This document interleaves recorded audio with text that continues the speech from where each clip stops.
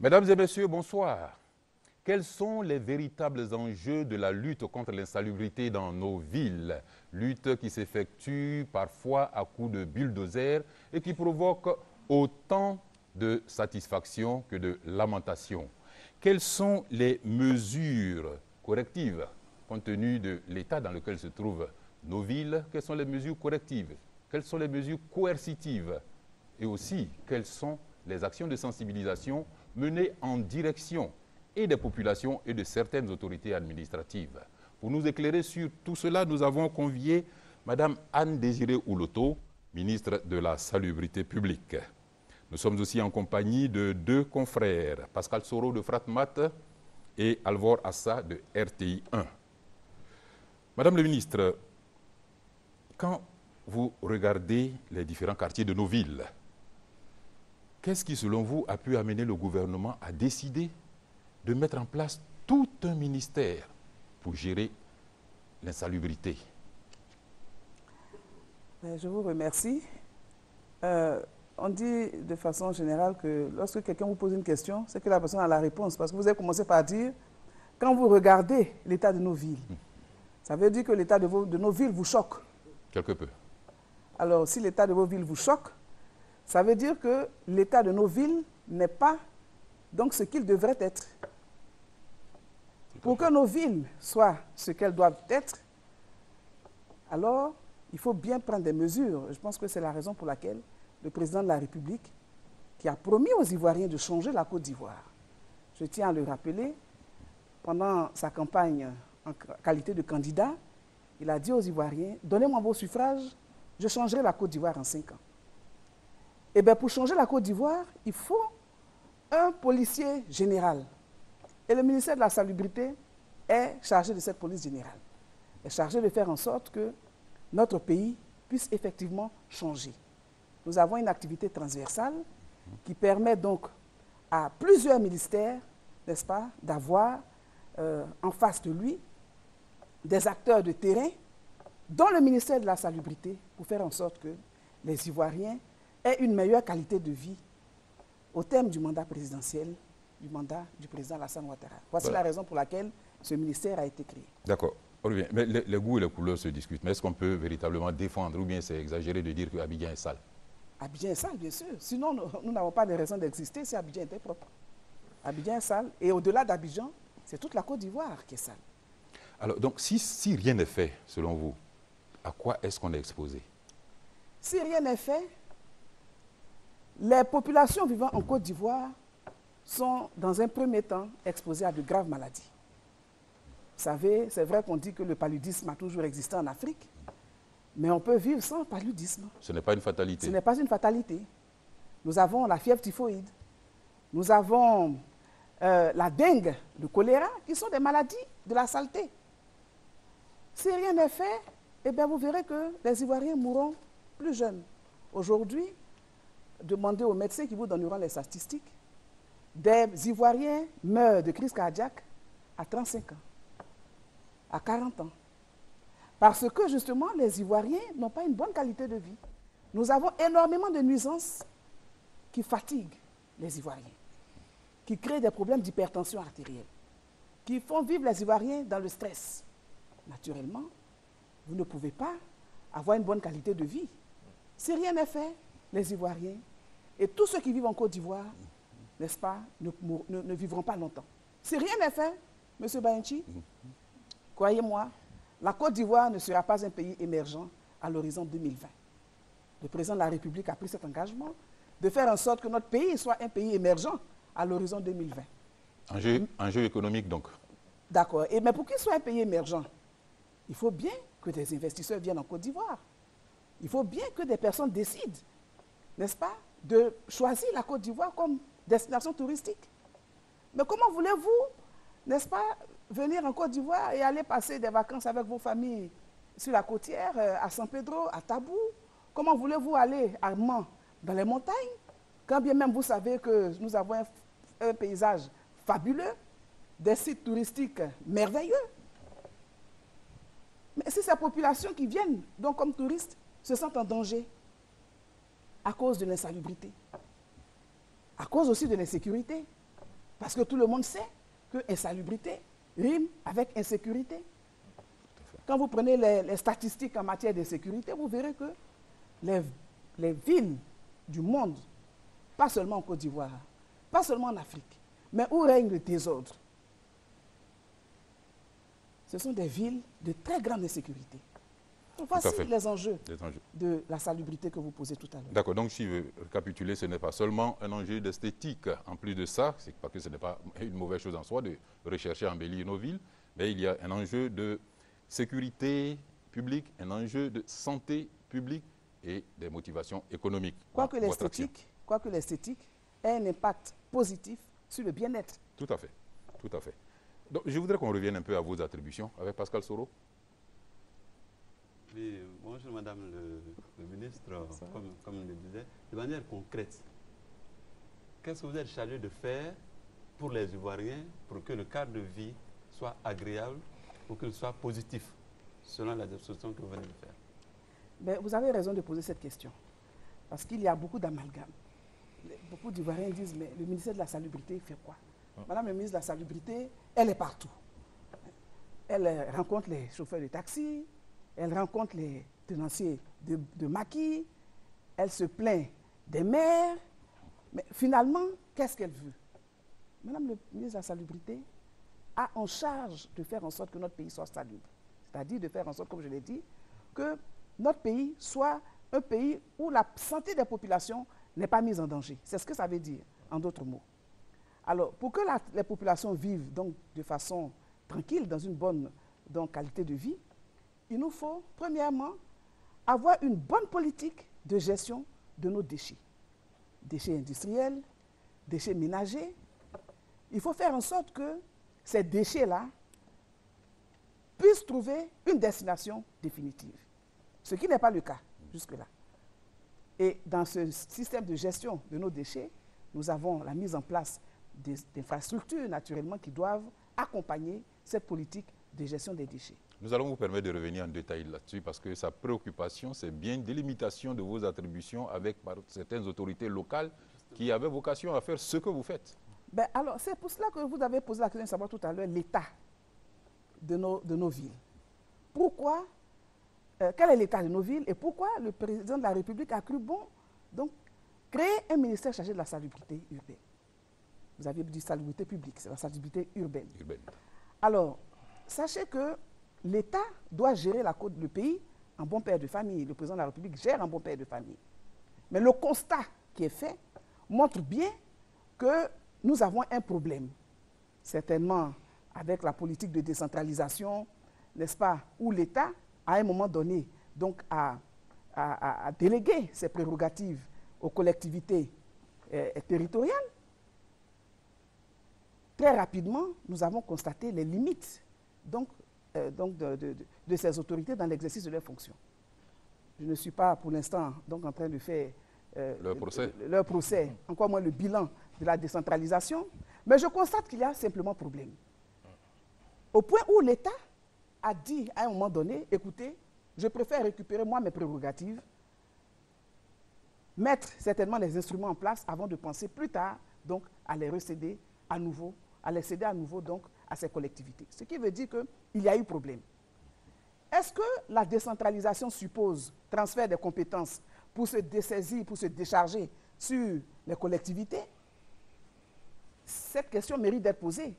L'État n'a pas à se désengager et à fuir ses responsabilités. C'est pour cela que j'apprécie cette démarche du président de la République qui dit aujourd'hui, tout ce qui concerne la collecte des ordures ménagères, etc., il faut que l'État repense, mette en place une politique qui pourra par la suite être reprise par les maires. Mais la fonction des maires ne se limite pas, contrairement à ce que beaucoup pensent, à la gestion des ordures ménagères. Tout à fait.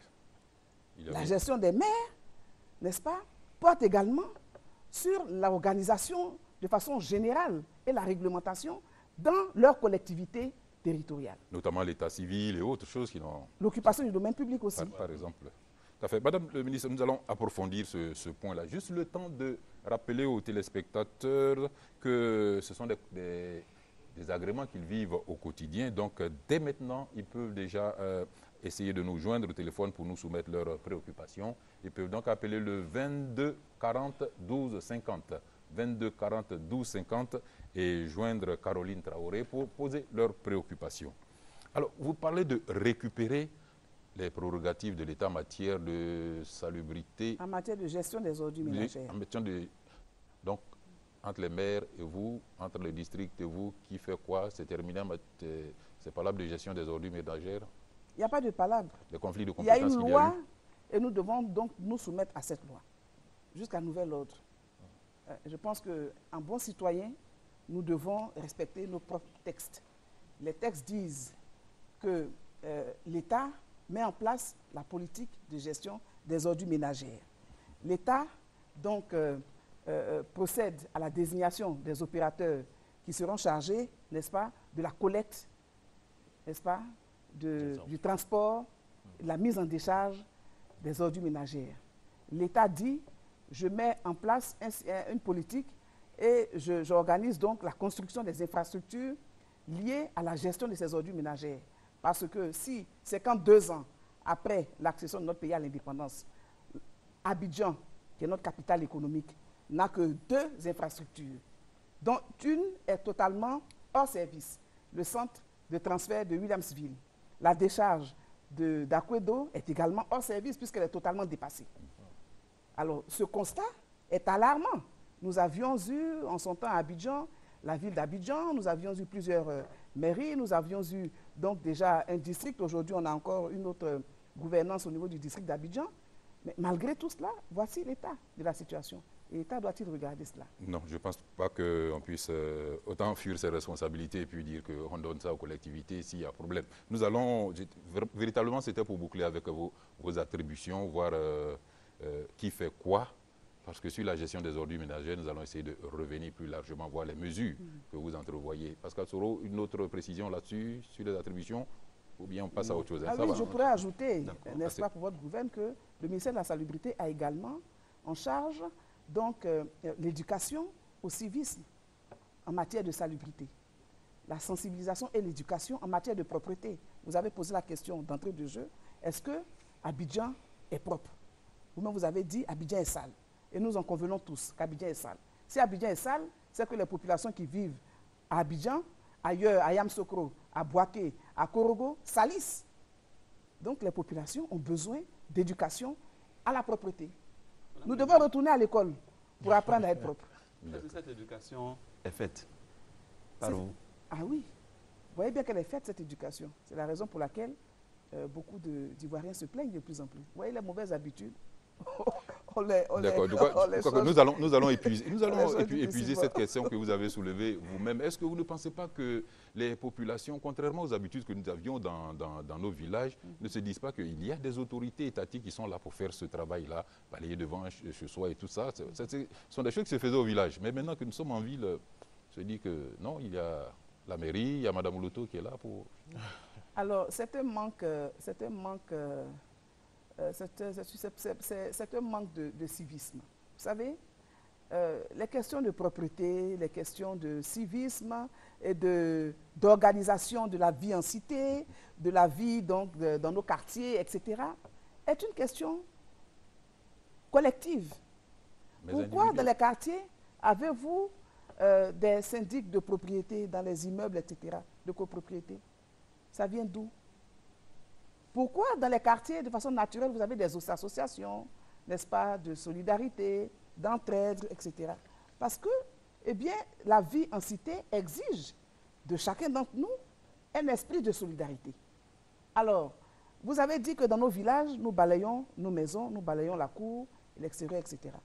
Ça veut dire que chacun doit prendre soin de son habitat, de sa résidence, de sa maison, et aussi des alentours de sa maison. Pourquoi voulez-vous que la mairie vienne balayer devant mon portail? Ce n'est pas le travail de ma mairie, de la mairie. C'est de ma responsabilité à moi, qui habite cette maison, lot numéro 50 de tel quartier. C'est de ma responsabilité d'entretenir les alentours de ma maison. Si nous avons, comme vous dites qu'on a commencé cela au village, il n'y a pas de raison qu'arrivant en ville, les choses soient différentes.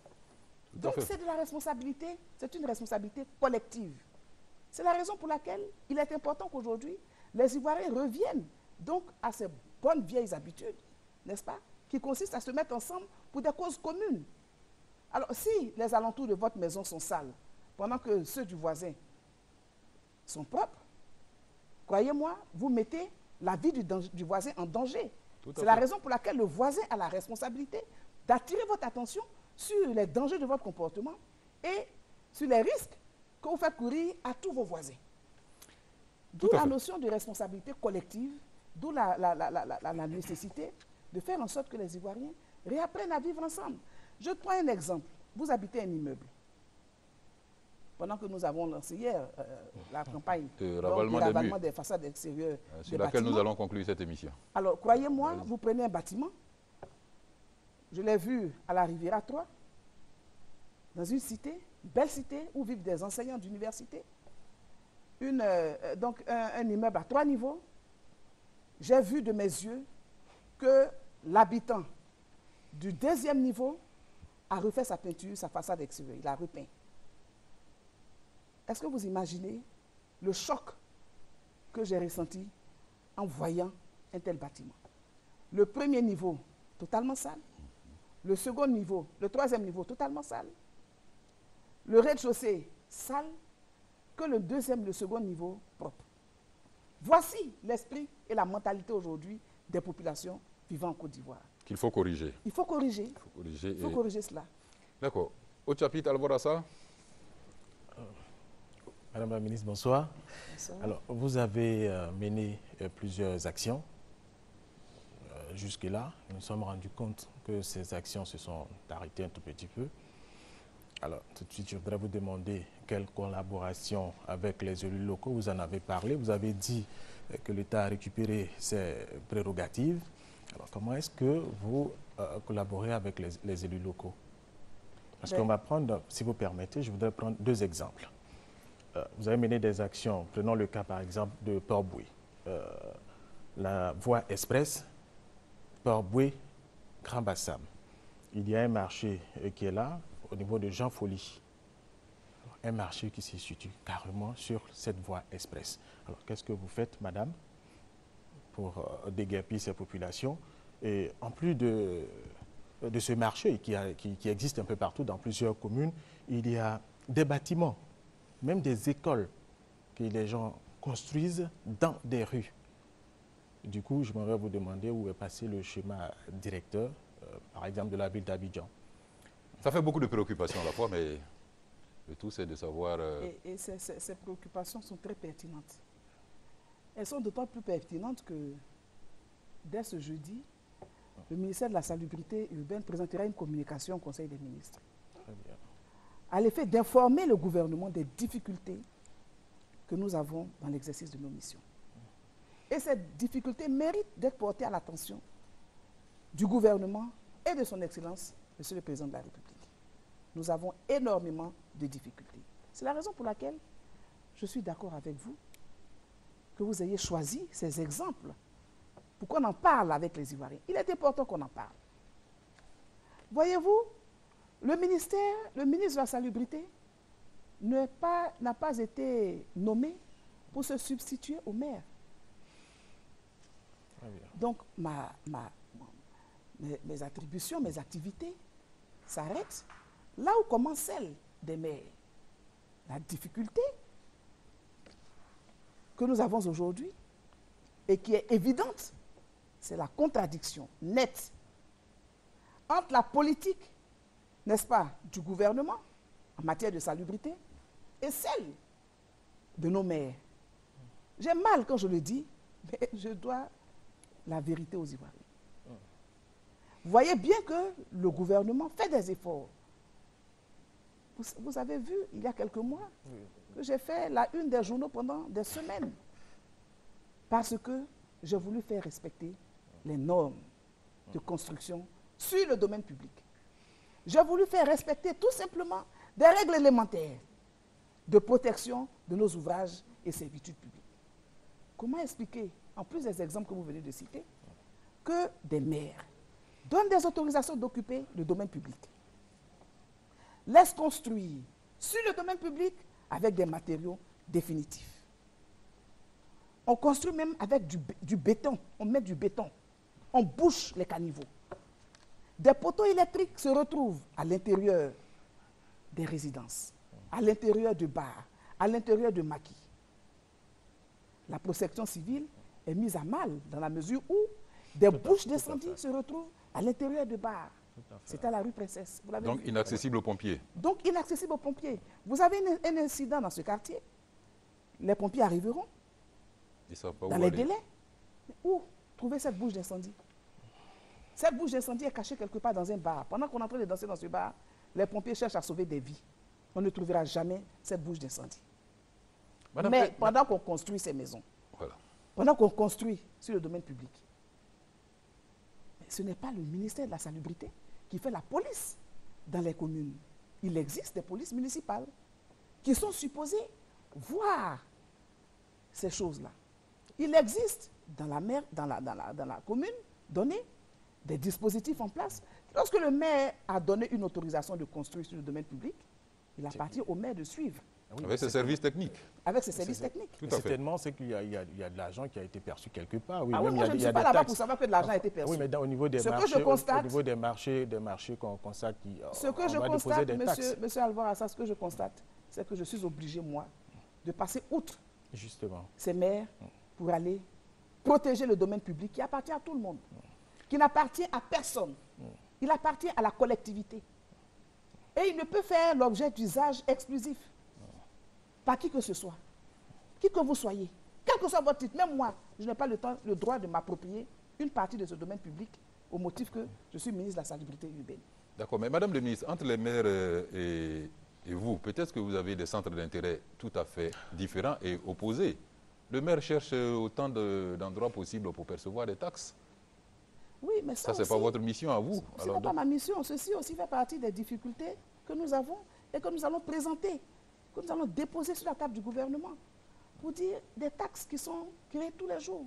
J'ai vu, je dis aux Ivoiriens, parce que je suis en face des Ivoiriens, j'ai vu dans un arrêté municipal qu'il a été écrit par un maire qui a créé une nouvelle taxe qui, dit-on, s'appelle taxe de parking. Et qui écrit que vu que l'opération Pays propre, initiée par Madame le ministre de la Salubrité urbaine, on ne dit même pas le ministère de la Salubrité, par Madame le ministre de la Salubrité urbaine, a fait baisser les recettes municipales dans les visas d'un arrêté municipal. J'ai transmis cet arrêté à Monsieur le ministre d'État, ministre de l'Intérieur. C'est une vérité à dire aux Ivoiriens. Tout à fait. Alors, qu'est-ce qui peut motiver un maire à agir de la sorte? Ce qui veut dire, M. Baïnchi, que l'État doit remettre tout cela sur la table. C'est pour cela que je prends la peine d'expliquer cela aux Ivoiriens, parce que bientôt, nous aurons des élections municipales. Il nous appartient de choisir, de savoir choisir les maires. N'importe qui ne peut pas devenir maire, je suis désolé de le dire. Mais pour devenir maire, il faut vouloir aider les Ivoiriens, les populations. Il faut travailler dans l'intérêt des populations, en leur proposant ce qui est bon pour elles, en ne subissant pas forcément le dictat des populations, en parlant avec ces populations, en les sensibilisant, mais surtout en ayant une politique qui soit cohérente, n'est-ce pas, avec celle du gouvernement et qui soit en phase avec la vision du président de la République. Ceci est extrêmement important. D'accord, donc de manière tout à fait pratique et claire. Je voudrais répondre à sa question, c'est important. Oui, pas bruit. Voilà, c'est à ça que j'arrivais. Je voulais arriver à ça concrètement. Alors, ce que nous allons faire, on va le commencer très bientôt. Quand? J'ai décidé de passer à une autre phase. Quand? Vous commencez quand? Vous verrez qu'à partir du mois d'août, les choses vont changer. Les choses changeront parce que nous allons préparer la rentrée des classes. Nous allons offrir aux Ivoiriens, à nos élèves, à nos étudiants, un cadre de vie approprié, qui entre dans la vision du président de la République, qui sera l'image de la nouvelle école ivoirienne. Et je pense qu'à la faveur donc de cette nouvelle organisation, ce marché dont vous parlez va forcément trouver une issue. À l'issue de la communication qui sera présentée ce jeudi au gouvernement, dans 2 jours, eh bien, il sera mis en place une cellule spéciale de police pour les opérations de salubrité. Et cette police va contenir, nous allons le proposer au gouvernement, les forces de police nationale, les forces de la gendarmerie nationale, le ministère de la salubrité urbaine, bien entendu, le ministère de la construction, le ministère des transports, de façon à ce que, de façon périodique, nous n'allons plus agir. Vous avez dit tout à l'heure, Madame le ministre, vous avez commencé et puis on a eu le sentiment que les actions... Non, monsieur, nous avons travaillé pendant ce temps. Nous avons travaillé parce qu'il ne sert à rien. J'ai compris que nous ne pouvions pas nous limiter à des actions, je veux dire, ponctuelles.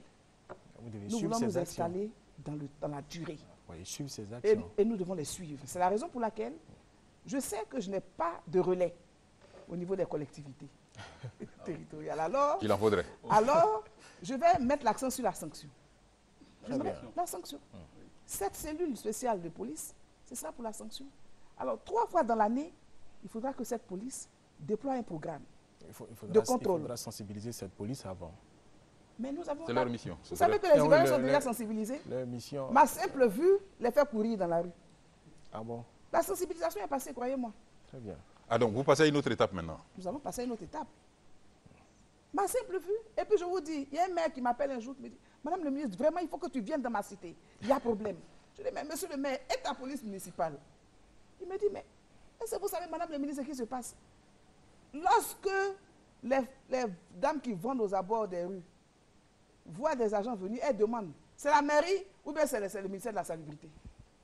Ah, il y a une différence. Je dis que vous avez des centres d'intérêt différents. C'est Ça pour veut ça tout dire. peut-être que... Bon, Bon, moi, puisque- je ne suis pas maire. Tout à fait. Je ne serai pas maire non plus. Ah bon? Donc, je n'ai aucun problème avec les électeurs. Quoique les électeurs savent le type de maire et la qualité de maire qu'il leur faut. Alors, si les élus regardent les choses de cette façon, je vous assure, on aura des surprises aux prochaines élections municipales. D'accord, Madame le Tous, nous ministre. devons nous y Oui. mettre pour que nos villes soient agréables. D'accord. Puisque nous sommes dans les cas pratiques avec celui du marché des gens-folies dont vous venez de donner de bonnes perspectives, je voudrais que nous regardions un peu du côté de cet immeuble à vocation d'habitation situé à Yopougon, juste en face de la pharmacie Suporex. Si Kodé Sirik ici veut nous donner voilà, quelques images. Alors, comme vous pouvez le voir donc sur ces images qui nous ont été remises par le syndic de copropriétaires, les abords de l'immeuble, de cet immeuble d'habitation sont envahis par des étals de marchands de toutes sortes de produits. C'est un véritable marché que les habitants ont à traverser pour accéder à leurs appartements et en sortir. Le rez-de-chaussée donc de cet immeuble d'habitation a été transformé en librairie. Toutes les démarches entreprises, notamment auprès de vos services, Madame le ministre, n'ont pas abouti. Alors les résidents se demandent et profitent de votre présence ce soir pour savoir pourquoi avoir mis fin aux opérations de libération du domaine public à Yopougon sans faire le tour du quartier. Ces personnes n'ont aucun espace de détente pour les personnes âgées ni de jeu pour les enfants. Tout est occupé par les marchands dont aucun n'est résident dans la cité. Les nuisances sonores aussi parce qu'on vend des cassettes là-bas. Il faut faire la promotion de ces cassettes. Alors, voilà une situation concrète. Oui, Le cas de Yopougon. je plains les habitants de cette cité, mais en même temps, je les rassure. Vous savez, ces choses-là, on va y mettre fin. Il est important aussi que nous nous posons des questions. Ces marchands dont vous parlez sont installés là depuis combien de temps? Oui, ça il y a longtemps. On passe à Combien de- Siporex, on les regardez, voit. observez, regardez. L'image, depuis combien d'années sont-ils installés là? Depuis longtemps en Alors, tout cas. moi, je n'ai aucun problème. Vous savez, demain matin, je peux me lever, demander à mes services, n'est-ce pas? Moi-même, je peux mettre à la tête de mes agents et puis on va s'y rendre. On va nettoyer cette cité. Le problème qui va se poser, il y aura 2 problèmes d'ailleurs qui vont se poser. Le premier problème, ce sont les organisations chargées des droits de l'homme. Des pauvres commerçants installés là dans cette cité qui vendent pour nourrir leur famille. Et vous pensez que je n'ai pas de cœur? Quand je vais demander à ces commerçants d'aller ailleurs. Mais en même temps, quand je dis à la mairie, proposez-leur un autre site. Mais moi, je ne suis pas maire de Yopougon ou d'ailleurs. Il faut que les maires prennent de l'initiative. Ailleurs, vous savez, il existe des marchés forains pour ces commerçants ambulants. Pourquoi chez nous, cela n'existe-t-il pas? Des marchés tournants. Vous savez que dans nos villages, ça existe. Parlez du village tout à l'heure. Oui. Dans nos villages, Ouais, moi, dans mon une ou village, deux fois par le semaine. marché, c'est mercredi. Dans le village d'à côté, c'est jeudi, et ainsi de suite. Donc, ces commerçants-là, vous pensez qu'ils ne seront pas heureux d'avoir un cadre bien meilleur pour vendre leurs marchandises en se déplaçant de quartier en quartier? Ils seront bien heureux. La difficulté, c'est que si demain matin, le ministre de la Salubrité s'y rend, on dirait, mais elle n'a pas trouvé de site d'accueil, et puis elle vient les déguerpir. Mais ce n'est pas à moi de leur trouver un site d'accueil. Je suis désolé de le dire. Mon rôle, c'est de protéger les servitudes publiques. Mon rôle, c'est de faire en sorte que les Ivoiriens aient une bonne qualité de vie. Mais regardez ces habitants qui sont dans ces immeubles. Comment voulez-vous qu'ils vivent sereinement? Dans ces étals que vous voyez, il y a des pharmacies là-bas aussi, vous n'en avez pas parlé. Des pharmacies ambulantes. Ah oui, les pharmacies ambulantes. Autour d'une pharmacie. On y vend même officielle. de la drogue. Ah bon. Je vous assure que lorsque nous faisons des opérations de déguerpissement, il y a des surprises. Ceci n'est pas normal. Pour le bien-être des enfants qui vivent dans ces immeubles, qui vont à l'école, qui regardent et qui vivent dans un environnement de bruit, Alors finalement, madame, qu'est-ce qu'on fait? désordonné. Oui. Ce qu'on fait, c'est qu'on prend nos responsabilités. Je vous ai dit tout à l'heure que nous allons présenter une communication au Conseil des ministres. Ces États n'existeront pas. Oui, Mieux, oui, nous allez-y. envisageons même d'organiser très prochainement, avec la collaboration du ministère d'État, ministère de l'Intérieur, une rencontre avec les préfets. Pourquoi je vous dis avec les préfets? Parce que les préfets sont chargés de la continuité de l'État dans leur localité. Les préfets existent. Il y a un pouvoir, n'est-ce pas, de sanction. Comment pouvons-nous comprendre que dans ces localités, à qui l'État a confié la gestion, l'organisation de la vie, dans ces communes, dans ces villes, comment pouvons-nous arriver à un tel résultat? Alors, la seule réponse qui nous reste, la seule réponse que nous pouvons apporter à vos préoccupations, c'est que les maires doivent prendre leurs responsabilités. Oui, mais au niveau de ces sites-là, il y a une gare routière. Mais il y a Oui. monsieur, Qui crée une il y a un agglomération marché. des populations. Oui. Au-delà de ces vendeurs ambulants là, que vous voyez, il y a un marché. Le soir, on y vend du poisson frais. Tout à fait, tout à fait. Donc, Le soir, on nous vend du poisson. Il y a tout là. je crois que vous connaissez bien le dossier, vous connaissez bien votre cité. Moi, je à n'ai Mbili. aucun souci. Vous savez, on a traité le boulevard Valéry jusqu'à Desté. Vous allez à Yopougon. Yopougon est loin derrière donc, le centre d'Abidjan. Mais l'entrée d'Abidjan, la vitrine, le miroir, l'entrée principale de la Côte d'Ivoire, Par l'aéroport. par l'aéroport. Sur le boulevard Valéry jusqu'à Desté, on y vend du poisson frais. Au grand carrefour de Koumassi, au grand carrefour de Makori, on y vend du poisson frais.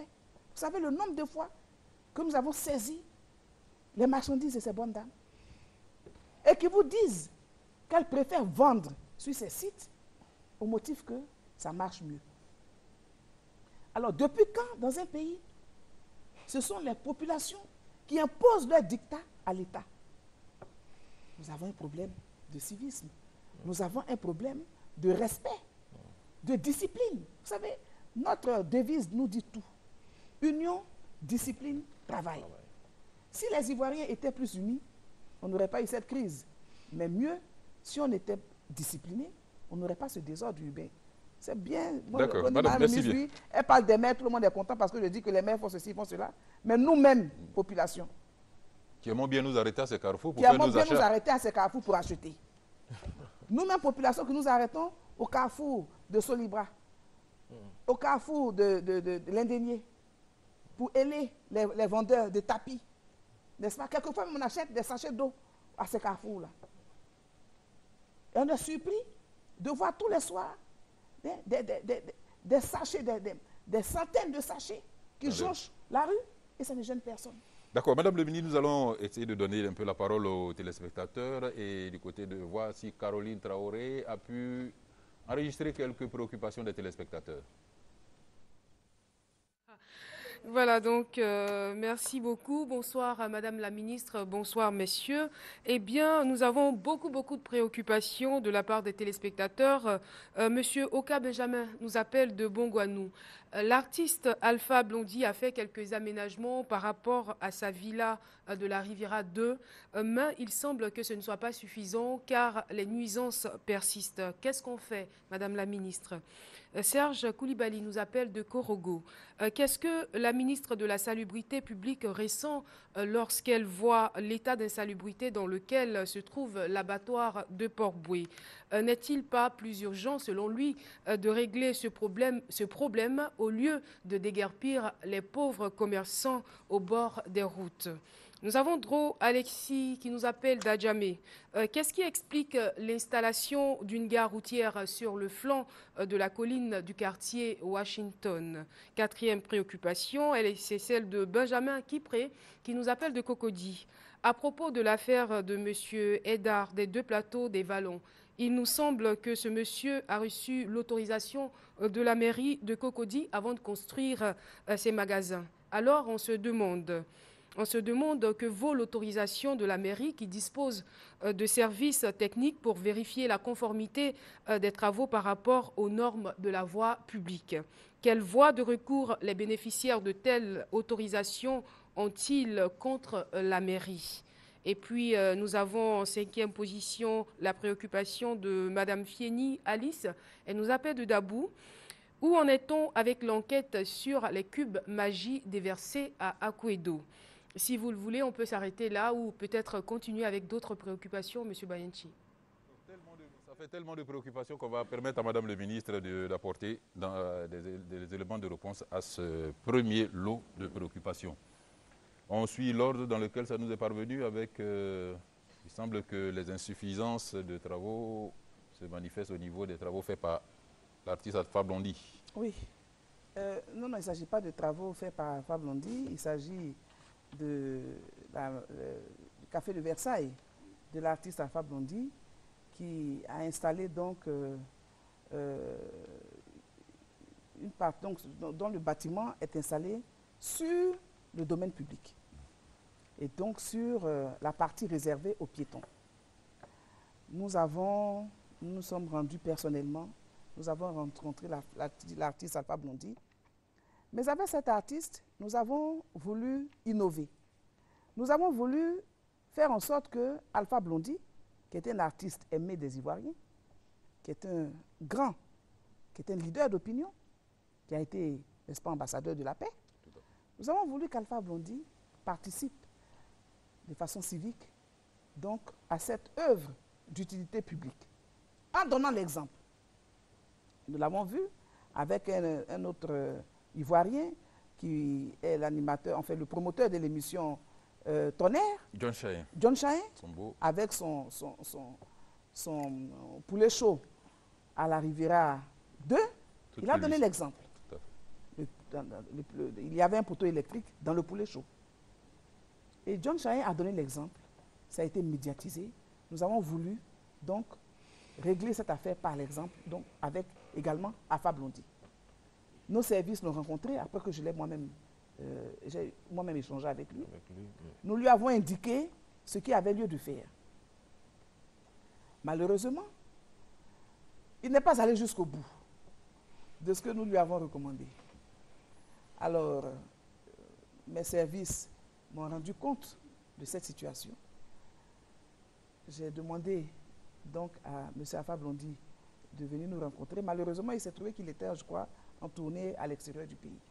Je crois qu'il n'est pas encore rentré. Alpha Blondy reviendra.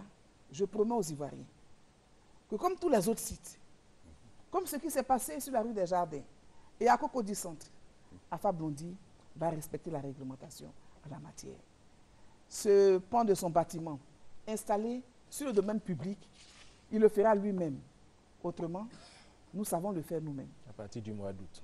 À partir du mois d'août. Disons que pour le moment, il a fait juste pour l'exemple, mais après, il va le faire définitivement. Non, il n'est pas allé jusqu'au bout, je ne sais pas pourquoi, mais bon, il n'est pas là, on ne peut pas parler de lui. Okay, on attendra qu'il revienne. L'abattoir de Port-Boué, qui semble être une priorité par rapport à la demande une priorité par rapport au déguerpissement. Parce que Tout à fait. véritablement, c'est là-bas qu'on se nourrit et on voit les conditions qui y sont. Ah, croyez-moi, l'abattoir de Port-Boué, c'est une catastrophe. Croyez-moi. Mais malheureusement, mes missions ne s'étendent pas jusque-là.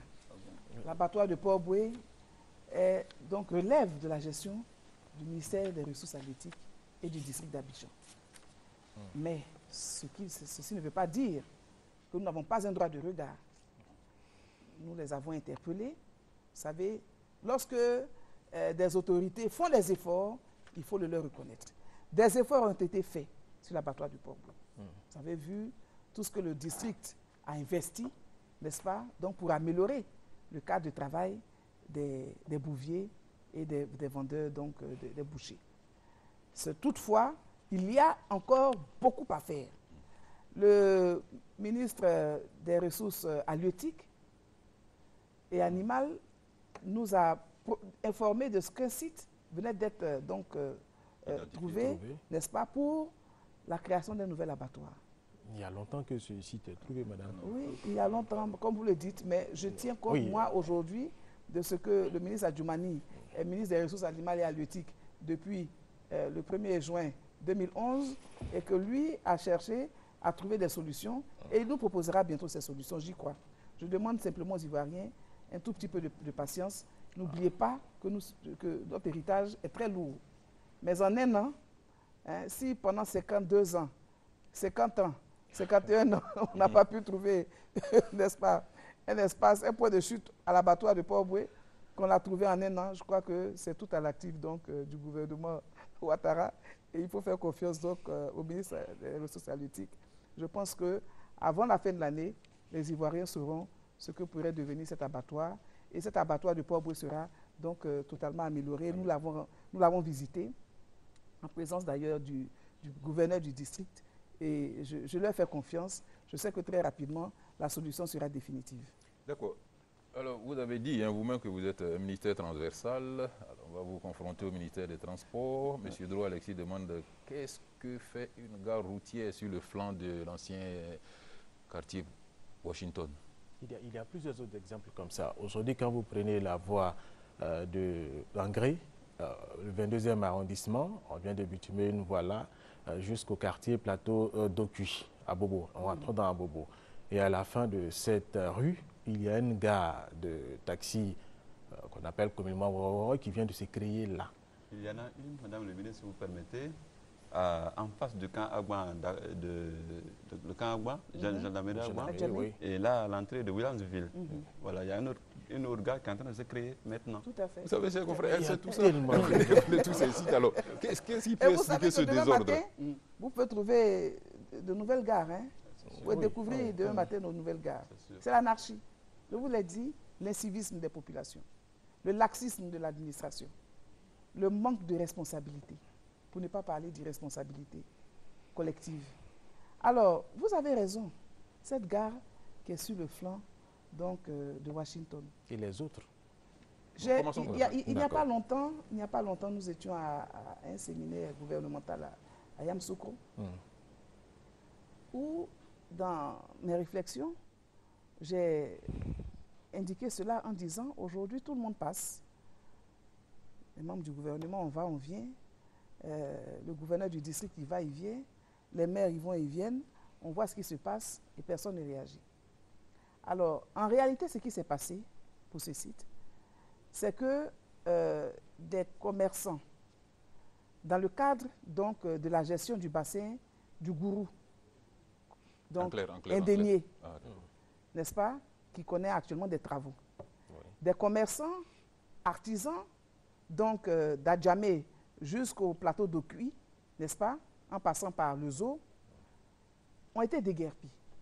Si vous passez dans cette zone, vous verrez que de nombreux commerçants ont été déguerpis. Mais ils sont en train de revenir. Non, pour cause de travaux. Oui. Pour cause de travaux. Ils reviennent. Non, c'est-à-dire on fera en sorte qu'ils ne reviennent pas parce que s'ils reviennent, le problème du bassin de Gourou ne sera pas résolu. Donc ces commerçants ne doivent pas rester là. D'accord. La difficulté, c'est que ces commerçants dépendent et répondent du ministère de l'Artisanat et des PME. Ce sont des artisans. Et le ministre de l'Artisanat et des PME s'est employé à leur trouver un point de chute, un site définitif. Franchement, j'ai vu la maquette de ce site et j'ai rêvé d'un pays qui finit enfin par devenir normal, qui finira par devenir normal. C'est une maquette, madame. C'est une maquette, mais en réalité, qui a déjà été adoptée, dont le projet a été déjà adopté par le gouvernement. Donc, et comme vous savez que le gouvernement Ouattara fait ce qu'il dit, je n'ai pas d'inquiétude. Je sais que ce projet sera réalisé. Je n'ai aucune inquiétude à ce niveau. Parce que s'il n'est pas réalisé, vous aurez des problèmes avec le président de la République qui lui-même suit cela. Il vous dira, monsieur le ministre, qu'en êtes-vous avec? Donc, vous êtes obligé de travailler. Alors, donc, il ne faut pas douter. Il faut y croire. Ce site est situé à la sortie d'Abidjan, dans la zone d'Autré. Alors, dans l'intervalle, en attendant de trouver, vous connaissez la procédure en matière de bonne gouvernance, appel d'offres, etc. En attendant d'en arriver à la fin de la réalisation des travaux, que devons-nous faire? Ces commerçants, moi, vous savez, à 4 reprises, j'ai dû reporter les opérations de déguerpissement. Mes collaborateurs sont là, ils sont assis, ils peuvent vous le dire. Parce que, interpellés chaque fois par mon collègue de l'artisanat, etc., solidarité gouvernementale exige et oblige. Alors, nous, le gouvernement du président de la République n'a pas l'ambition ou la mission de mettre les ménages et les familles en difficulté. En même temps que nous voulons donc leur offrir un meilleur cadre de vie, nous pensons aussi que ces familles ont besoin de vivre. Alors, le site dont vous parlez, qui est situé sur le flanc donc, du quartier Washington, est un terrain en réalité qui appartient au ministère des Sports.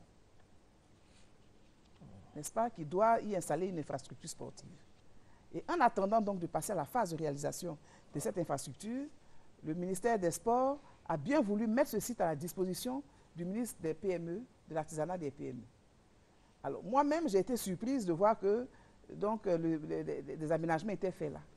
Mais nous avons rattrapé parce que le ministre a dû, à un moment donné, faire passer une communication pour poursuivre ses travaux en Conseil des ministres. Et malheureusement, sa communication est restée sur mon bureau pendant des semaines parce que j'y avais opposé un refus. Et finalement, nous avons décidé d'exiger des mesures d'accompagnement. Donc, à l'effet de faire en sorte que ce site ne soit pas, en tout cas très rapidement, un site d'insalubrité, un site insalubre, n'est-ce pas, et qui mettra à mal la santé des populations. Alors, ce que vous avez constaté, c'est que dès que ces commerçants ont commencé à s'installer là, vous avez des marchés spontanés qui sont nés là. Et vous voyez que des parasols, on commence à des parasols, après on y emmène donc un fourneau, etc. Alors, j'ai la gare routière, la petite gare routière. J'ai demandé au ministre des PME de nous autoriser à y installer, à y exiger un règlement intérieur. Et nous allons la semaine prochaine initier une rencontre avec ces commerçants qui sont sur ces sites. C'est un site provisoire. Voilà, et nous ne voulons pas voir de marchandes à côté. Nous ne voulons pas voir de vendeuses d'aloko, d'achiki poisson. On ne veut pas de cela. La semaine prochaine, nous aurons une réunion pour que ce soit clair. Si nous sommes d'accord avec cette exigence, alors ces transporteurs resteront là. Le délai, c'est le 31 décembre 2012. D'accord. C'est donc un site provisoire. Voilà. C'est un site provisoire. Oui. C'est vraiment à mon corps défendant. Autrement, je n'aurais jamais accepté cela. D'accord. Permettez, Madame le ministre, que nous avancions un peu sur cette première série de questions pour aborder celle posée par M. Benjamin Kipré de Cocody relativement aux démolitions intervenues au Vallon. Et avant que vous répondiez précisément à la question, puisque nous avons le film, nous voudrons revivre ces démolitions de marché aux fruits qui a réjoui les commerçantes. Promesse ténue. Comme annoncé par la ministre de la Salubrité urbaine, les magasins en bordure de la route aux deux plateaux Vallon ont été détruits. Ce midi, un bulldozer a rasé le site espace fruits et légumes, un espace désapprouvé par Anouloto parce que le promoteur n'a pas respecté le schéma prévu. Du côté des vendeuses, la joie a pris le pas sur la colère d'il y a 12 jours. On a trouvé que vraiment il y a un Dieu pour les pauvres. On est trop heureux. On est en pleine joie comme ça, on ne sait pas ce qu'on va dire. Parce qu'ils ont démoli. Nous-mêmes, on ne savait pas qu'ils allaient démolir. Parce qu'ils ont fini avec les corruptions. Dieu merci, on a pu démolir. Ça veut dire que maintenant, la vérité marche en Côte d'Ivoire. On est content. Il y a un Dieu pour les pauvres. Maintenant, les pauvres ont dans la place dans la Côte d'Ivoire. Justice a été rendue. Les vendeuses sont toutes à leur joie. Pour cet espace, chaque vendeuse devait débourser 2 millions de francs CFA. Et en fin de construction, le promoteur exigeait maintenant 4 millions de francs CFA, ce qui avait provoqué la colère des femmes le samedi 23 juin. Finalement, la construction des lieux sera attribuée à une autre personne.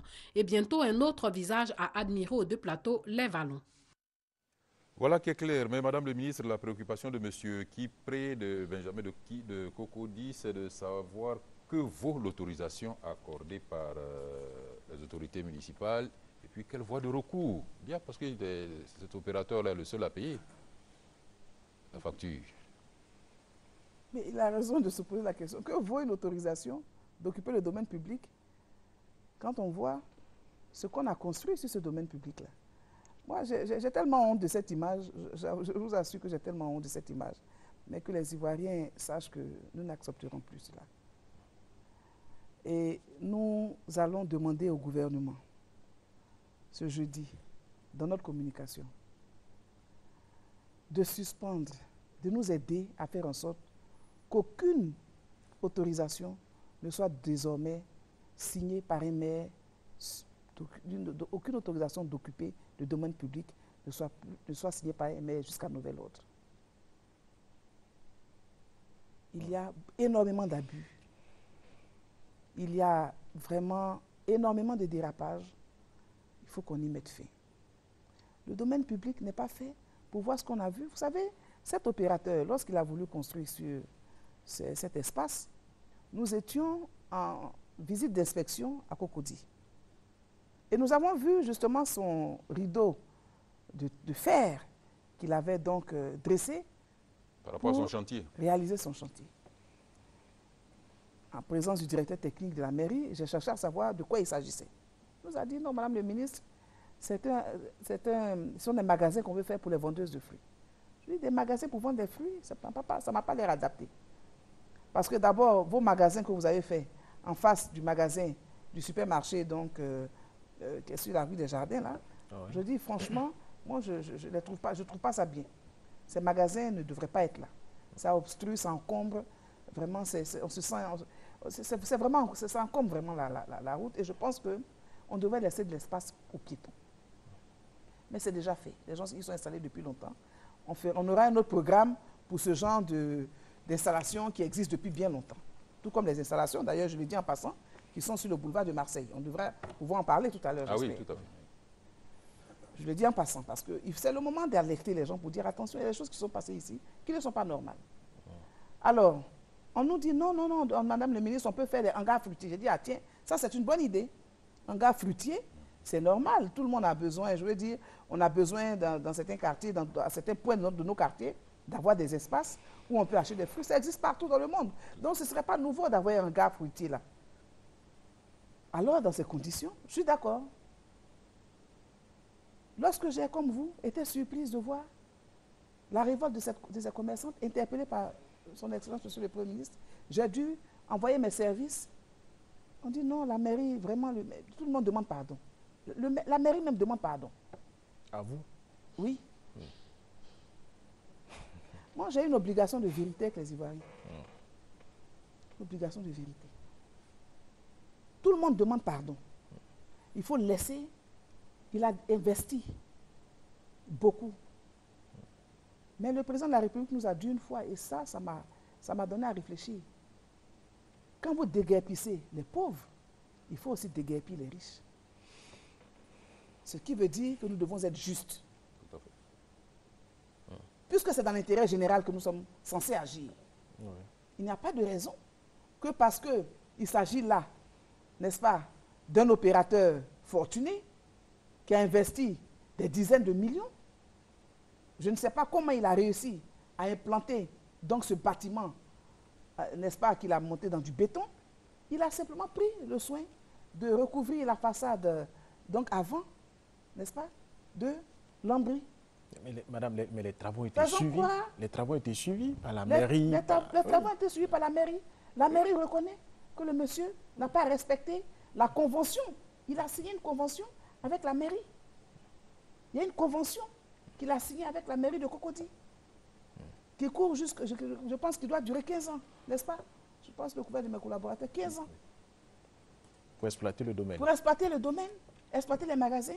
Et à l'issue de ces 15 ans, ces magasins reviendraient à la mairie. Sur le domaine public, M. Baïchi, Oui, sur le domaine public. Et le ministère de la Salubrité a dû procéder à ce que vous avez vu là, à la destruction de ce magasin. Donc, l'autre Et aspect le même de... opérateur, c'est Oui, important de le dire aux Ivoiriens, le même opérateur a construit sur le domaine public à Cocody Centre.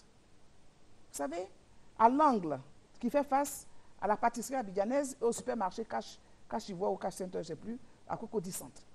Il l'avait construit là également, dans une cité, dans une résidence, sur l'espace vert de cette cité, avec la complicité, certainement, de quelques habitants. Et naturellement de la mairie, puisqu'il avait encore une autorisation de la mairie. Alors lui, il est en quête permanente d'espace de domaine public. Ça ne peut pas continuer. D'accord, madame, par extension, allons-y sur le boulevard de Marseille. Les voies de recours. Non, les voies de recours, puisqu'il n'a pas lui-même respecté les... Non, la population demande quelles sont les voies de recours. Oui, pour ce monsieur. Pas pour lequel monsieur? Puisque lui aussi, c'est par rapport à ce monsieur. De l'opérateur? Oui, c'est de cela qu'il parle. L'opérateur économique? Oui, c'est quoi? C'est ce que nous avons... Mais ça, c'est risque. Voilà, c'est assez risque. Voilà. Ça, c'est risque. S'il veut poursuivre la mairie, il peut saisir les juges, il peut saisir les tribunaux, mais à sa place, je garderai le profil bas. Juste au boulevard de Marseille, pour boucler avec ce que vous entrevoyez sur l'occupation du domaine public au boulevard de Marseille. Alors, tout à l'heure, M. Alvor Assa, dans son intervention, a fait allusion à ce qui est essentiel. Donc, en matière d'urbanisme, c'est le plan et le schéma directeur. Voilà. C'est extrêmement important parce qu'aujourd'hui, on se pose la question de savoir, mais quand on construit à Abidjan, quand on construit à Abidjan, on y installe les infrastructures, etc., quand on délivre les occupations du domaine public, ça répond à quoi? Ça entre dans quel schéma? Quel est le plan d'Abidjan? Comment doit être Abidjan? Parce que c'est cela la vision. Une ville se construit. Une ville ne naît pas de façon spontanée. Elle ne se développe pas sans organisation, sans schéma, sans vision. Une ville se construit autour de plans et de schémas directeurs. Malheureusement, aujourd'hui, on se pose la question de savoir quel est le schéma directeur d'Abidjan. Si Abidjan est défiguré. Dans le schéma directeur d'Abidjan, demandez à nos architectes, je les ai reçus, ils ont le cœur qui saigne. L'ordre des architectes pleure. L'ordre des urbanistes, ils sont tous malheureux, nos urbanistes. Que comptez-vous faire pour les reconforter? Vous avez une ville au monde qui a un plan d'eau fabuleux et qui n'est pas capable d'emmener ses populations à profiter, n'est-ce pas, de ces belles lagunaires-là. Nous avons construit, on voit tous les jours des opérateurs emblayés au boulevard de Marseille s'installer sur le domaine public. Alors vous pensez que ceci n'a pas un impact sur le bien-être des populations, sur la santé des populations, sur la qualité de notre lagune? Quelles sont les conséquences de ces agissements sur notre lagune? Des entreprises, ils sont installés et déversent donc leurs déchets directement à la lagune. L'État responsable ne doit pas regarder ceci. Alors, nous allons proposer, d'ailleurs dans le cadre du dernier séminaire que nous avons eu à Yamoussoukro, qui a porté sur le foncier rural et sur le foncier urbain aussi, le séminaire a décidé de la mise en place d'un comité interministériel qui comprendrait, outre le ministère de la Construction qui chapeaute un peu tout cela, le ministère des Infrastructures économiques, le ministère de la Promotion du Logement, le ministère d'État, le ministère de l'Intérieur, etc., le ministère de la Salubrité urbaine, afin que, n'est-ce pas, nous puissions analyser cette situation et faire des propositions concrètes au gouvernement. En marge de cela, je vous informe que le ministère de la Construction initie en ce moment ce qu'on appelle la révision du schéma directeur d'Abidjan. et de Yamoussoukro. Alors, à partir du moment où nous aurons ce schéma directeur sur notre bureau, sur notre table, tous ces ministères dont je vous ai parlé, nous allons regarder le schéma et puis dire qu'est-ce qui ne va pas dans la ville d'Abidjan. Qu'est-ce qui n'est pas à sa place? Nous devons avoir le courage de prendre des mesures vigoureuses. D'accord. Est-ce que, Madame le ministre, dans le schéma directeur, le projet, est-ce qu'on envisage de mettre Abobo? Parce que j'aurais appris, si vous me confirmez, que Abobo ne fait pas partie du schéma directeur d'Abidjan. J'attends de voir ce schéma directeur moi-même. Mais sachez qu'Abobo, que Abobo soit ou non compris dans le schéma directeur, Abobo lui-même a un schéma directeur. Donc, dans tous les cas de figure, Abobo passera aussi. Un schéma directeur qui voilà. Et les villes qui n'ont pas de schéma directeur, c'est curieux. On nous dit que c'est maintenant qu'on fait des études pour donc avoir les schémas directeurs de certaines villes. Parce que ce phénomène-là de désordre urbain, c'est ça aussi dans les grandes agglomérations. Prenez l'exemple de Boaké aujourd'hui. Boaké-la-Belle. Boaké, ça n'a plus à rien. Prenez l'exemple de Daloa, prenez l'exemple de Gagnoa, prenez toutes ces grandes villes. Il nous faut rapidement tirer sur la sonnette d'alarme, c'est ce que nous faisons. Voilà, Madame le ministre, il y a une ville que vous n'avez pas citée, donc prenons l'exemple de Katiola avec Charles Niaouré. Katiola est sale. Cela pourrait être le titre d'un roman de fiction si ces images n'existaient pas. Partout dans les rues de la ville, tout comme au marché, on voit des petits et de gros tas d'ordures. La situation commence à irriter habitants et commerçants. Actuellement où je travaille là, c'est sale. Le marché, bon, c'est brûlé, bon, c'est sale.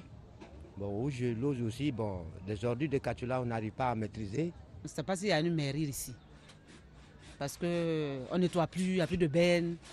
Avant, on balayait le marché et puis on ramassait. Mais maintenant, c'est nous, on balaye, on ramasse et puis on paye encore la patente, les billets. Mais on ne sait pas qu'est-ce qu'ils font avec cet argent. Au marché de volaille, payer les tickets de la mairie n'empêche pas l'avancée des ordures. Dame Traoré Djeniba a même été obligée de fermer son restaurant. À côté d'elle, le restaurant de Konaté Djeniba reste encore ouvert. Mais on se demande pour combien de temps. Nous vendons ici depuis longtemps. Aujourd'hui, quand il pleut, on n'arrive pas à respirer. Avant, on vendait 3 à 4 cuvettes de nourriture par jour. Aujourd'hui, une seule cuvette peut faire 3 jours. Les clients ne viennent plus se restaurer ici.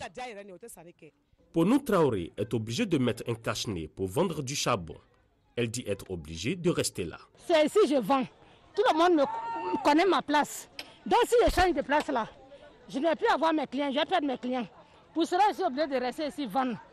Je dois porter un cache-nez. Sinon vraiment ça sent. Je ne suis même pas bien portante, mais je suis obligée. Certaines personnes regrettent le temps où les ex-rebelles tenaient la ville. Même dans le temps qu'il y avait la crise, bon, Katiola était un peu propre par rapport aujourd'hui. Du temps du commandant Vécho, on ramassait les ordures. Il louait des machines pour le faire. Par 2 fois, il a fait ramasser les ordures et depuis ce temps, plus rien. Les ex-rebelles ne sont plus là. Et aujourd'hui, ici, on compte sur les autorités municipales et du pays pour débarrasser Katiola de ses ordures. Une épidémie peut vite arriver si rien n'est fait. C'est ce que pensent les habitants. Voilà, on compte sur les autorités municipales pour débarrasser Katiola et les autres cités que vous avez énumérées tout à l'heure, Madame le ministre. On compte sur vous aussi pour intervenir dans ce sens.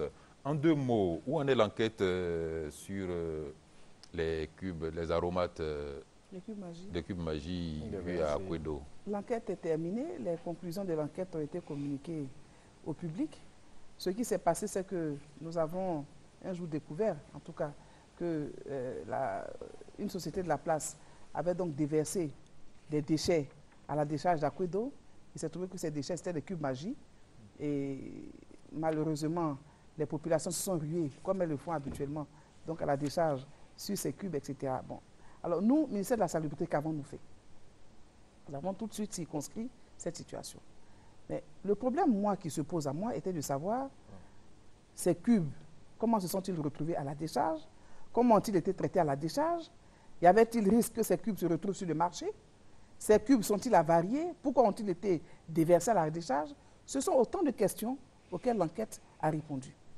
Et il est ressorti donc de façon formelle que ces cubes, en réalité, n'étaient pas avariés, mais ils ne répondaient pas aux critères de qualité définis donc par l'opérateur en question, par cette entreprise. Parce que cette entreprise donc, a un label, elle a une certification de qualité donc, par rapport à ses produits. Et donc les produits qui venaient d'être fabriqués, en réalité, ne répondaient pas à ces critères de qualité. Dans tous les cas, il y a problème. Je suis d'accord avec vous que dans tous les cas, il y a problème, mais dans tout état de figure, on nous a fait comprendre, en tout cas les techniciens que nous avons consultés en dehors de ceux donc, de cette entreprise, nous ont convaincus en nous disant qu'en réalité, ces produits n'avaient pas d'incidence dangereuse sur la vie des populations. Peu importe qu'ils aient une incidence sur la vie des populations, il n'est pas normal qu'une entreprise, même pour des produits donc de mauvaise qualité, n'est-ce pas, qui va les déverser, ne respecte pas une certaine procédure. Cette situation nous a permis donc, de mettre en place une procédure de gestion des déchets qui nous sortent des usines, des déchets industriels, n'est-ce pas? Et très bientôt, nous proposons aux Ivoiriens un mode de gestion définitif de ces déchets industriels. D'accord. Une association de consommateurs nous a rejoint dans le studio aussi en début d'émission pour nous dire que le problème, c'est véritablement de sécuriser le site d'Akouedo parce qu'encore récemment, on a surpris des enfants en train de nettoyer du chocolat pour le remettre sur le marché. Je pense que c'est vrai, peut-être de façon conservatoire, sécuriser le site, mais en réalité, notre problème est qu'il faut, n'est-ce pas, trouver un système de valorisation de nos déchets. D'accord, nous allons vous donner le temps de vraiment développer cela, juste avec une dernière préoccupation sur ce plateau avant de retourner aux téléspectateurs. Alors, oui, en fait, je voudrais demander à madame, elle nous a dit tout à l'heure que dans le mois d'août, elle va reprendre ses activités, les opérations. Alors, je voudrais lui demander les moyens dont dispose le ministère de la Salubrité en reprenant ces opérations. Et puis, si vous avez suffisamment de moyens pour que l'opération soit nationale, à défaut, est-ce que vous ne pouvez pas prendre, par exemple, une commune pilote, par exemple, une petite ville, Tchébissou, Ouélé, Daoukro, je ne sais pas, je cite pêle-mêle, ou Korogo, pourquoi pas, et pour mener ces opérations et donner un exemple à la population ivoirienne? Alors, je suis parfaitement d'accord avec votre proposition, qui consiste donc à prendre une ou des villes pilotes, n'est-ce pas, pour donner l'exemple de ce que devrait pouvoir être une ville salubre. D'accord? Et cette proposition, je pense que nos services l'ont déjà faite. Nous avions dit, comme je l'ai dit tout à l'heure, nous avons rencontré plusieurs des personnes ressources et au terme de nos rencontres, nous avons décidé effectivement d'avoir cette approche-là, comme vous le proposez. Alors, mais ce que je voulais dire, c'est que ce programme sera bientôt mis en application dans le cadre du programme présidentiel d'urgence 2012. Voilà. Dans le cadre du programme présidentiel d'urgence 2012, nous avons donc l'intention de choisir 5 villes pilotes. 5 villes pilotes. Donc au sud, au nord, à l'est, à l'ouest et au centre. De façon à ce que ces villes-là puissent donner l'exemple. Et dans le cadre donc de ce programme présidentiel d'urgence 2012, nous allons, dès le début du mois d'août, lancer un vaste programme d'enlèvement des dépôts sauvages. Et dans le même temps, nous procéderons donc à la mise à disposition des collectivités, des mairies, d'engins, leur permettant de gérer au quotidien, de procéder à l'enlèvement au quotidien de ces ordures ménagères. La réalité, c'est que les mairies, n'est-ce pas, vous comprenez aujourd'hui pourquoi le président de la République, n'est-ce pas, a suspendu cette politique qui consiste donc à créer des mairies donc, à tous les 100 mètres, n'est-ce pas? Oui, parce que quand on crée une mairie, il faut que la mairie puisse se prendre en charge. Or, visiblement, vous voyez qu'avec le cas de Katoula, que la mairie de Katoula ne peut pas s'organiser, ne peut pas organiser ce genre d'activité, parce que justement, l'activité de la mairie, quelquefois, n'est pas rentable. Et la mairie a encore besoin de subventions de l'État pour gérer ces questions-là. Tout à fait. Madame le ministre, nous allons retourner aux téléspectateurs à qui nous voulions donner vraiment la priorité, mais il y a une action de sensibilisation à mener ici. C'est pourquoi on vous laissait véritablement lancer les messages adéquats. Caroline Traoré, juste quelques préoccupations. Nous tirons vers la fin de notre rencontre. D'accord. Nous avons beaucoup de préoccupations. En tout cas, Monsieur Anokoa nous appelle Dany Bilekro. Dans les années 80, selon lui, le Ghana venait s'inspirer du modèle ivoirien en matière de salubrité. Pourquoi aujourd'hui la Côte d'Ivoire ne s'inspirerait pas du modèle ghanéen? Mademoiselle Tano nous appelle de la Riviera Palmeraie. Pourquoi les déchets curés des caniveaux restent toujours sur place et quand il pleut, les mêmes ordures retournent dans les caniveaux et les caniveaux sont bouchés? Sa deuxième préoccupation est la suivante. Pourquoi, malgré tous vos efforts, Madame la ministre, la Côte d'Ivoire demeure dans l'insalubrité? Et puis, nous avons aussi la préoccupation de Madame Deban, Edwige, elle nous appelle de la Riviera 2. Son quartier, selon elle, est situé entre Anono et la Riviera 2. Et depuis 2 ans qu'elle y habite, aucun véhicule de ramassage et des tas d'ordures sont vus dans le quartier. C'est un cri de détresse à l'endroit de Madame la ministre. Monsieur Sidibé nous appelle d'Adjoufou, Port-Boué. Il trouve dommage qu'il n'y ait pas de suivi.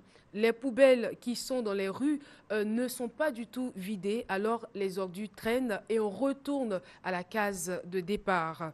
Monsieur Soumaoro nous appelle de Paris. Il a 3 questions. La première, quel genre de relation existe entre le ministère de l'insalubrité publique et les ONG qui luttent pour la même cause?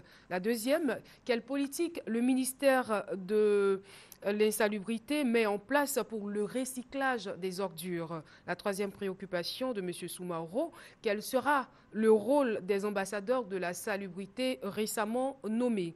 Et puis, nous avons Mademoiselle Soro qui nous appelle d'Abobo. Selon elle, on fait payer aux petits opérateurs économiques les taxes communales et en plus les ODP pendant que Madame la ministre parle de dégager les domaines publics. Elle ne sait plus à quel sein se vouer.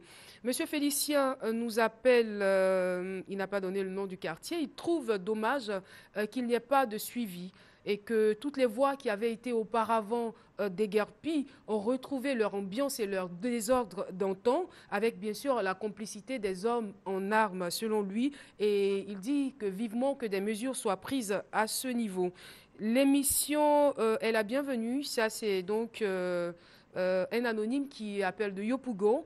Il appelle pour dénoncer le problème des nuisances sonores. Selon lui, un gros travail a été fait au niveau de la rue Princesse, mais il existe encore un grave problème au niveau des quartiers. Dans les quartiers, le problème des nuisances sonores persiste et cela malgré toutes les pétitions qui sont signées. Rien n'est fait et il appelle donc Madame la ministre à faire quelque chose dans ce sens. Et puis nous terminons avec la préoccupation de Monsieur Boiseau qui nous appelle de Biétry.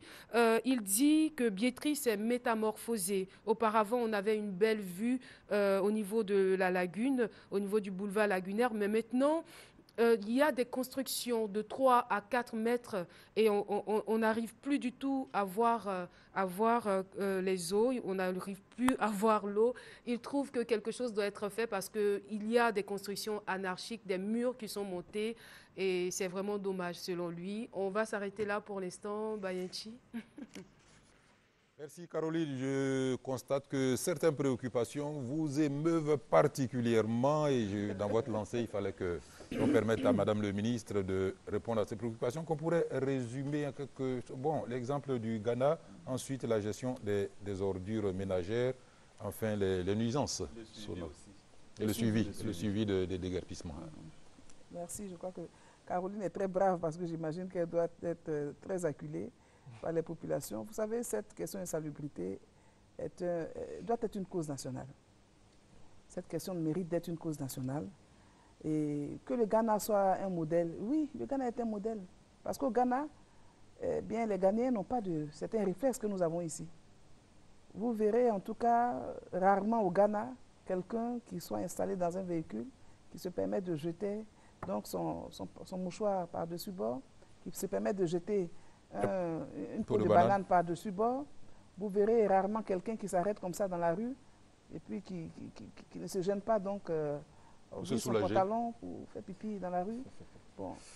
Ouais, donc il y a des réflexes. Ceci dépend de nous-mêmes. C'est la raison pour laquelle tout à l'heure je disais qu'on ne peut pas tout attendre de l'État.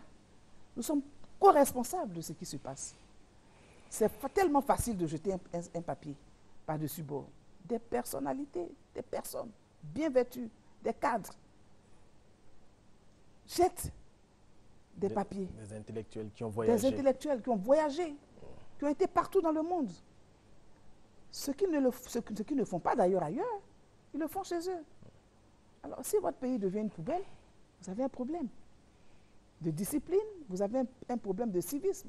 C'est la raison pour laquelle je dis, c'est vrai, que si le Ghana aujourd'hui est un modèle, si le Maroc est un modèle, si la Tunisie est un modèle, et bien d'autres pays, si le Rwanda est un modèle, ça veut dire que nous ne sommes pas condamnés à être sales.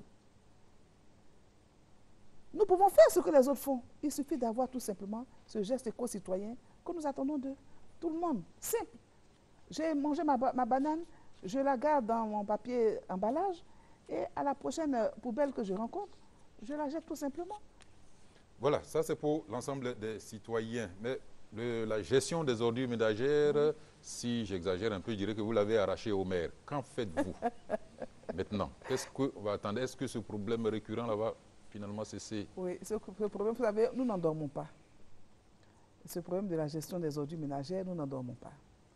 Alors, ce que je vais déjà dire aux Ivoiriens, c'est que nous avons avancé. Parce qu'aujourd'hui, la politique de l'État en la matière est très claire. L'État a décidé aujourd'hui de faire en sorte que, au-delà de la gestion classique, précollecte, collecte, mise en décharge, on se tourne vers un autre mode de gestion, c'est-à-dire on se tourne vers la valorisation de ces ordures ménagères. Parce le recyclage des ordures. Voilà, le recyclage, c'est une chose. C'est autre chose. Voilà, c'est autre chose. La valorisation, c'est une autre chose. La valorisation consiste donc à utiliser les ordures pour en faire, c'est-à-dire pour donner de la valeur à ces ordures-là. C'est-à-dire que on appelle les ordures l'ordure. Ça veut dire qu'avec vos ordures, vous pouvez créer un business, vous pouvez obtenir de l'électricité, n'est-ce pas? Avec vos ordures, vous pouvez faire des briques. Des briques. Avec vos ordures. De construction. Vous pouvez faire du compost. Et c'est vers ça que... c'est vers ça que nous allons tendre, très prochainement. D'accord, donc on n'aura plus de problème de centre d'enfouissage et tout cela. Si, on a toujours besoin de centre d'enfouissement, mais pour enfouir les ultimes. Ce qu'en réalité, on ne peut pas utiliser. Ce dont on ne peut rien faire. Mais dans l'intervalle, on peut faire de l'électricité, ça peut servir. On peut donc faire des briques. Il paraît que d'ailleurs, ces briques sont très économiques. N'est-ce pas? On peut faire du pavé. Oui. Aquedo sera-t-il libéré dans ce programme? Aquedo sera forcément libéré. Dès lors que nous avons une telle approche, Aquedo ne sera plus. Donc, si vous voulez, cette décharge ou ce gros dépôt sauvage qu'on voit aujourd'hui. À quelle échéance, à peu près? Alors, c'est une question qui nous demandera encore un peu de temps. Pourquoi? Parce que dans la question des valorisations, nous avons besoin de savoir exactement l'option que l'État va prendre. Nous avons besoin de lancer un appel d'offres. Vous savez que nous avons eu un appel d'offres à polémique. Vous n'en avez pas parlé. Nous devons la vérité aux Ivoiriens. Nous avons eu un appel d'offres à polémique, justement à cause des intérêts, n'est-ce pas, que suscite ce secteur de la salubrité. Je voudrais rappeler à M. Soumaoro, qui a appelé tout à l'heure de France, je crois, qui parlait du ministère de l'insalubrité. Nous ne sommes pas le ministère de l'insalubrité. C'est peut-être un lapsus. Ministère de, elle a répété, la dame tout à l'heure, Caroline, elle a répété 3 fois, ministère de l'insalubrité. Nous sommes le ministère de la salubrité. D'accord? Et donc, le ministère de la salubrité, aujourd'hui, vous savez, est happé par tous ceux qui, pendant longtemps, y ont agi en maître, sans aucune organisation, sans réglementation. C'est le désordre total. Aujourd'hui, nous voulons organiser un peu ce secteur. Nous voulons y voir clair. Nous voulons savoir aujourd'hui comment le tonnage est mesuré. Comment on pèse à la décharge d'Aquedo. Nous voulons voir tous ces détails-là. Alors, on est un peu les empêcheurs de tourner en rond, mais en fait, on va y arriver. Très prochainement, vous voulez dire que pour y arriver, il faut vraiment être moralement bien solide pour résister à la corruption. Oui. Ça plane dans le milieu. Bon, écoutez, bon, c'est général. Vous savez, nous avons hérité malheureusement de beaucoup de situations de facilité dans le pays. Ce n'est pas seulement la salubrité, n'est-ce pas? Comme vous évoquez la désorganisation qui profitait aux gens. Tout à fait. En fait, il n'y avait jamais eu, en tout cas à ma connaissance, de passation de marché dans ce secteur d'activité pendant longtemps. On a l'expérience de la défunte H International, donc, qui s'était vu octroyer un marché en 1993, je crois, par le président Félix Houphouët-Boigny, 92 ou 93, et puis c'était tout. Tous ces contrats que vous voyez en ce moment sur le terrain de la salubrité sont des entreprises qui sont dotées de marchés de gré à gré. C'est seulement maintenant que nous initions ces appels d'offres. Naturellement, ces entreprises qui sont restées là depuis longtemps, n'est-ce pas, dans le cadre donc, des opérations ville propre, etc., initiées par la Banque mondiale que je salue, donc au passage, qui a bien voulu aider la Côte d'Ivoire à un moment donné parce qu'on ne s'en sortait pas du tout. Vous avez vu le désordre et le désastre vers lequel on allait.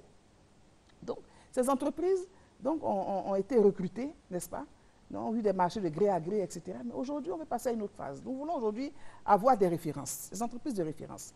Nous voulons aujourd'hui avoir du matériel de référence. Ce matériel, n'est-ce pas, que nous voyons qui sert à la collecte, au transport des ordures, ne répond pas en réalité. Et puis les camions qui laissent tomber les ordures chemin faisant. Donc ce matériel ne répond pas aux contraintes. Madame le ministre, le message est bien placé. Là, vous voulez organiser un peu la collecte et ça doit aboutir à la valorisation et aussi au recyclage, pourquoi pas. Alors, les nuisances sonores, est-ce que vous pouvez quelque chose contre ça? On peut quelque chose pour les nuisances sonores. Je vous donne un exemple. Vous savez, c'est une question de responsabilité. Moi, j'aime bien donner cet exemple de ma direction régionale de Yamoussoukro, dont je suis totalement satisfaite. Vous savez, Yamoussoukro a eu le même programme qu'Abidjan. À Yamoussoukro, c'est vrai qu'il y a toujours des velléités de reprise, de réinstallation des commerçants, mais c'est un suivi, pas un suivi. Vous avez parlé également du suivi. C'est extrêmement difficile, mais vous savez, à Yamoussoukro, la particularité de nos actions à Yamoussoukro, c'est que le préfet, que je salue également, s'est totalement investi dans ces opérations de salubrité. Et il conduit lui-même ces opérations avec la collaboration de notre directrice régionale. Vous avez à Yamoussoukro le district de Yamoussoukro qui apporte également un appui important aux actions de salubrité. Aujourd'hui, si vous regardez autour des lacs de Yamoussoukro, les maquis qui avaient été déguerpis ne sont pas revenus s'installer. Mais les herbes commencent à pousser. D'accord, les herbes commencent à monter. Ça, c'est gérable, c'est gérable. C'est gérable. Bon, écoutez, on interpelle encore la mairie qui va essayer seulement de donner les contrats d'élagage et tout ça. Elle n'a pas refusé de collaborer, non, la mairie. Mais ce qui est important, c'est qu'à Yamoussoukro, on n'a pas ces réinstallations. Mieux, vous avez parlé de nuisance. Voilà, quelqu'un me disait, mais on est allé à Yamoussoukro. C'est vrai qu'il y a des maquis, mais Yamoussoukro est une ville plus ou moins silencieuse aujourd'hui. Pourquoi? C'est une question de sensibilisation. Une question de sensibilisation et de bonne volonté. Les tenanciers de maquis de Yamoussoukro ne sont pas différents de ceux d'Abidjan. Pourquoi croit-on que pour attirer le client, il faut mettre des niveaux de décibels, n'est-ce pas, à empêcher l'entourage de dormir tranquillement? Le client qui vient chez vous, n'est-ce pas, on m'a dit qu'il y a un maquis, ou un maquis, je crois, du côté des deux plateaux, 7e tranche ou 8e tranche qu'on appelle le Ménécré. Je dois m'y rendre d'ailleurs. Ils sont avertis. Oui, on doit y aller. Mais il paraît que c'est la rue Princesse qui s'est déplacée aux deux plateaux. Nous avons reçu des pétitions, des riverains. Je vous parlais tout à l'heure de santé des populations, de bien-être des populations. Alors, vous avez la liberté de créer un bar, un maquis, mais votre liberté s'arrête là où celle des autres commence. C'est-à-dire que l'autre a la liberté, a le droit de dormir tranquillement chez lui le soir quand il est fatigué. Vous empêchez les gens de travailler, de dormir. Et puis les Ivoiriens vivent dans le stress. Ils ne peuvent pas se reposer naturellement. Bonjour les maladies cardiovasculaires. D'accord, madame, je crois que c'est là l'occasion de mettre en exergue et en application la cellule, comment vous l'avez appelée? La cellule de police spéciale, là.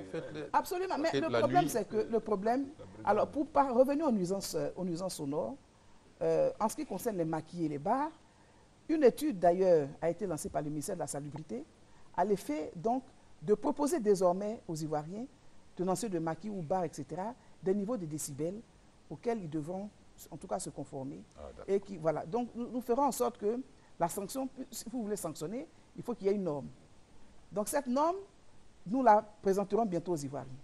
Mais ces nuisances sonores sont aussi du fait des automobilistes qui klaxonnent à toute heure, même dans la nuit. Vous entendez des klaxons à tout moment. Ces nuisances sonores, je dois en parler aussi, même en tant que chrétienne. Nous recevons énormément de pétitions, n'est-ce pas, de populations se plaignant de l'activité de certaines communautés religieuses qui, à partir de mercredi, sont spécialisées dans des veillées. Mercredi, jeudi, vendredi et samedi, des veillées à n'en plus finir. Et les populations ne se reposent pas. Ceci n'est pas charitable. Ceci n'est pas charitable. Donc tous, nous devons essayer de réapprendre à vivre ensemble. N'est-ce pas? Nous allons bientôt, nous avons entrepris déjà des rencontres avec certains chefs religieux, oui, avec qui nous avons abordé ces questions. Mais nous aurons également une importante rencontre dans les semaines à venir avec les comités qui sont les plus concernés par ces nuisances sonores et aussi par ces installations anarchiques. D'accord, madame, on va conclure là juste avec la dernière opération que vous avez lancée, le ravalement des murs. Vous pensez, comment concrètement cela va se faire? Parce que tout le monde a bien envie d'avoir un mur repeint et tout, mais est-ce que concrètement il y aura des appuis des fabricants de peinture, comme l'a promis madame le ministre de la promotion du logement? Alors, moi j'aime bien votre question parce que tous les Ivoiriens aiment bien ça. Bon, on a lancé un programme, mais qu'est-ce qu'on fait? On nous donne quoi? C'est l'éternelle question. Oui. Quand on dit, par exemple, balai devant ta maison, on appelle la NASU, on appelle le ministère de la Salubrité et les quitte, les balais. Ce sont des idées. Non, mais écoutez, quelques brouettes. Non, moi, je veux bien que l'État accompagne. Mais l'État ne pourra pas accompagner tout le monde et tout le temps. Il faut que déjà, on se le dise. Alors, pour revenir à la question du ravalement, si aujourd'hui, nous décidons de lancer une campagne, donc à l'effet de rafraîchir un peu les bâtiments publics, privés, les résidences, c'est parce que justement ceci procède donc à la bonne santé des populations et à l'amélioration des conditions de vie. Naturellement, ceci améliorera aussi l'image de notre pays. Les investisseurs affluent en Côte d'Ivoire, ils ont besoin d'être rassurés et de savoir que les Ivoiriens sont vraiment décidés à devenir ce pays émergent dont on parle tant. Mais alors, pour que nous puissions, n'est-ce pas, repeindre la façade extérieure de notre bâtiment. Je suis une maison normale, je suis un propriétaire, je perçois 100 000 francs de loyer, par exemple, tous les mois. Écoutez, si un propriétaire ne peut pas s'obliger tous les 2 ans, en moyenne, à mettre une couche de peinture à partir des loyers qu'il perçoit de son locataire, il y a un problème.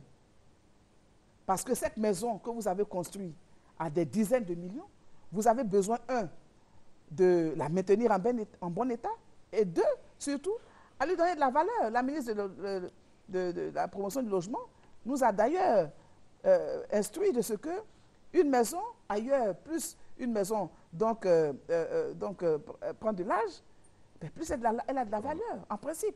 Donc ce n'est pas une opération, madame le ministre, ce n'est pas une opération pour juste l'indépendance. Hein, ce n'est pas une opération juste pour l'indépendance, c'est une opération qui va s'étendre jusqu'à la fin du mois de septembre et un peu avant la rentrée des classes prochaines.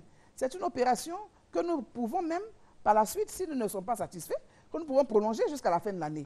L'objectif. À quoi s'exposent ceux qui ne vont pas vous suivre? Ben écoutez, le ministère de la Salubrité urbaine, le ministère de la Promotion du logement, le ministère de la Construction ont décidé ensemble de s'asseoir pour réfléchir à la sanction. Parce que vous savez... Ça n'a pas encore arrêté. Ah si, là, vous savez, nous avons un arrêté au ministère de la Salubrité qui exige aux populations propreté, à tous. Mais si vous ne répondez pas aux exigences de l'État, vous êtes, je ne vous dirais pas hors la loi, mais votre indiscipline met à mal, n'est-ce pas, l'image de notre pays. Vous serez sanctionné pour cela. Merci Madame le ministre. Cela nous fait penser juste aux périodes post-coloniales où on avait des brigades de salubrité véritablement qui donnaient des amendes à tous ceux qui versaient même de l'eau devant leur porte. Si on doit arriver à là, peut-être qu'on devra y passer. Mais pour notre cellule de police va travailler dans ce sens. Exactement. D'accord. Et nous osons vraiment porter beaucoup d'espoir dans la communication que vous présenterez jeudi prochain. Espérons que beaucoup de solutions sortiront de là. Merci Madame le ministre pour toutes ces paroles, pour toutes ces promesses. Merci encore une fois pour avoir élevé notre directeur général, M. Akassaï La Laza, question a été posée tout à l'heure. au rang d'ambassadeur de la salubrité. La RTI continuera de vous accompagner dans ces actions de sensibilisation pour rester le miroir de la Côte d'Ivoire embellie, et donc poursuivre tout ce qu'il faut pour que ce miroir-là soit véritablement un reflet fidèle de la Côte d'Ivoire émergente dont nous rêvons tous. Bonsoir et à bientôt.